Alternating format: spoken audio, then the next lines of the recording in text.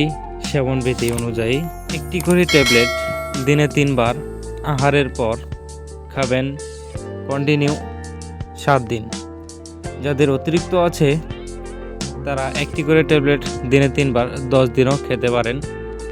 এই ট্যাবলেটটি 2-3 মাস কন্টিনিউ করলেই নিয়মিত ঋতুস্রাব চলে আসবে আপনার।